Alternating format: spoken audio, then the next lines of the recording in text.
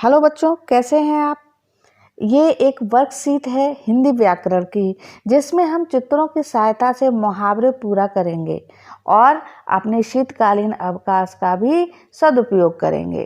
तो देखिए बच्चों, ये एक पहला मुहावरा है, इनकम्प्लीट, पूरा नहीं है, और इसमें लिखा हुआ है बबूला होना।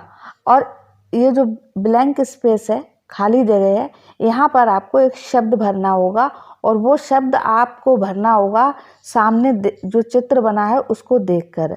तो इस चित्र को आप ध्यान से देखिए, ये क्या है? आग। तो आप यहाँ पर क्या लिखेंगे? आग।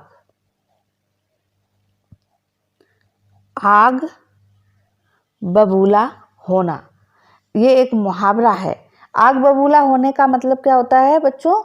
बहुत नाराज होना, बहुत गुस्से में होना।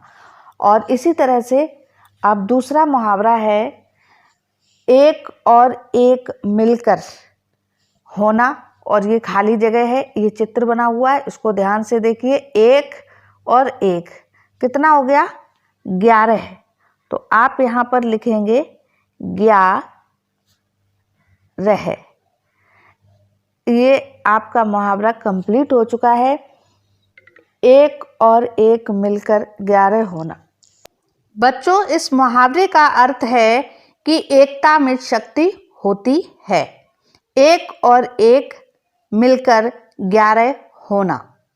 इसके बाद अगला मुहावरा है पेट में कूदना। और यहाँ पर देखिए, ये तस्वीर बनी हुई है चूहा की। तो यहाँ पर आप लिखेंगे चूहा।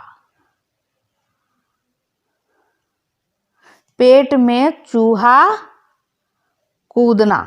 इस मुहावरे का अर्थ है भूख लगना, बहुत तेज भूख लगना। और इसी क्रम में आगे अगला मुहावरा है घी के जलाना। और ये तस्वीर है, तो क्या? दीपक।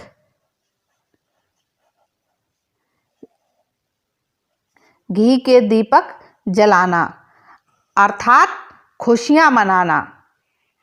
इस मुहावरे का अर्थ हुआ कि खुशियां मनाना। और अगला मुहावरा है भीगी बनना। और तस्वीर किसकी है बच्चों? बिल्ली की। तो यहाँ पर आपको लिखना है बिल्ली।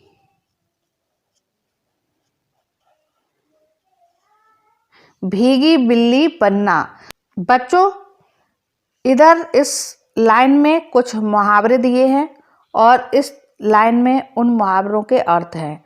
तो हम यहाँ पर इनका मिलान करेंगे, यानी मुहावरे और मुहावरे के अर्थ का मिलान करेंगे। जिस तरह से एक मुहावरा यहाँ पर लिखा हुआ है आग बबूला होना, जिसका अर्थ होता है अत्यधिक क्रोध करना। और यहाँ पर पहले से ही इस एरो के माध्यम से इसका मिलान किया गया है। ऐसे ही अगला मुहावरा इसमें दिया गया है घोड़े बेचकर सोना। तो इसका अर्थ होता है गहरी नींद में सोना। इसी तरह से आगे देखिए, दांत खट्टे करना। दांत खट्टे करने का अर्थ होता है बुरी तरह हराना।